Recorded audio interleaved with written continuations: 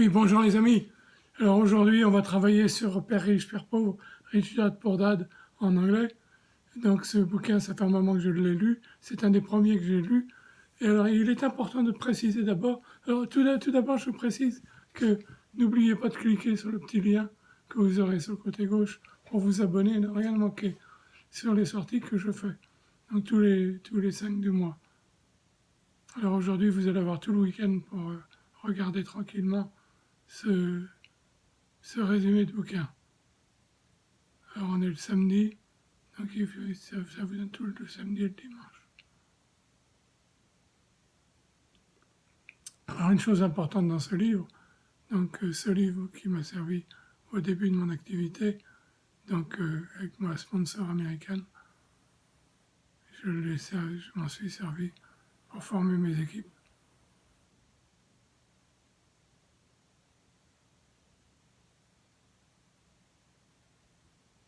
Alors il est important d'expliquer que d'abord, il y a deux auteurs à ce livre. Il y a Robert Kiyosaki, donc qui est l'homme, et il y a aussi sa femme Sharon Lester, qui est sa co-autrice.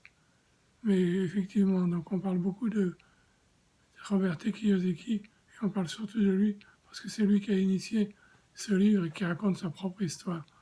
Il avait deux pères, un père qui est son père naturel, son père normal, qui était un enseignant, qui lui a appris des choses théoriques, et son père pratique,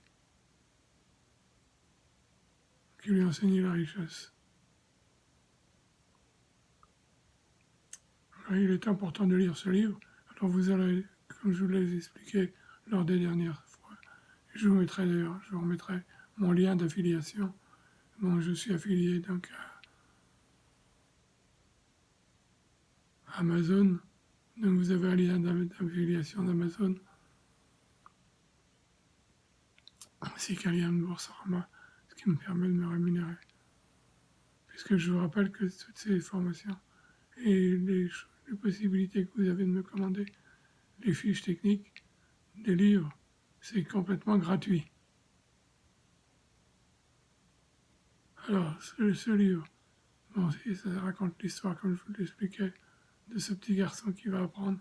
Et un des points importants qu'il a retiré de ce livre, c'est qu'il faut apprendre pour apprendre. Apprendre. Apprendre. Ne travaillez pas pour l'argent. Travaillez pour apprendre. C'est un des chapitres les plus importants. Tout au long de ce livre, il prépare déjà le deuxième bouquin, Le cadran du cache-flow, dont je vous avais expliqué, que je vous parlerai un petit peu aujourd'hui. Alors, Le cadran du cache-flow, ce livre préfigure un autre qui viendra après, qu'on étudiera à la fin de l'année. Donc ce livre, Le cadran du cash-flow, sépare donc les activités en 4 parties. Je vous avais donné le schéma que je vous avais montré, je vais vous le donner un peu plus détaillé. Donc il y a 4 grandes parties. Alors je vais vous sortir le schéma.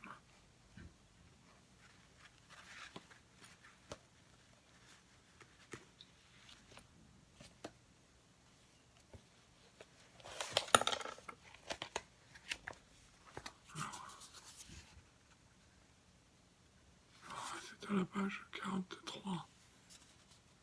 À la page 43, vous avez toutes les explications sur le cadran du cash flow. Alors, soit vous êtes un employé, qui est la moins bonne des situations. Un employé, ça peut tout dire.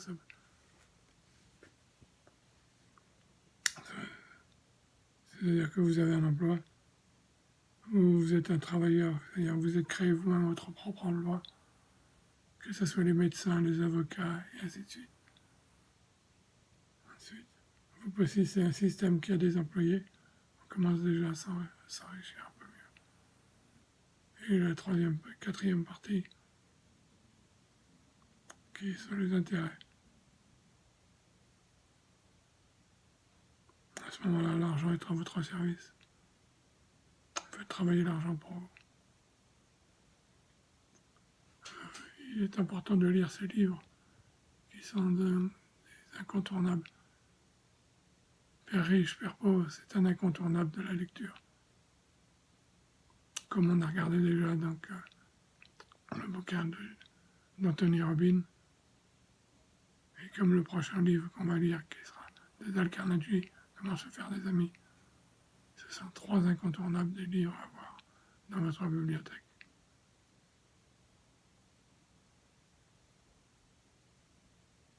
Alors j'ai déjà dépassé les 5 minutes 30. Je vais m'arrêter. N'hésitez pas à m'interroger. Vous aurez toujours mon lien en dessous pour pouvoir donc poser des questions. Je vous remercie de votre accueil. À très bientôt.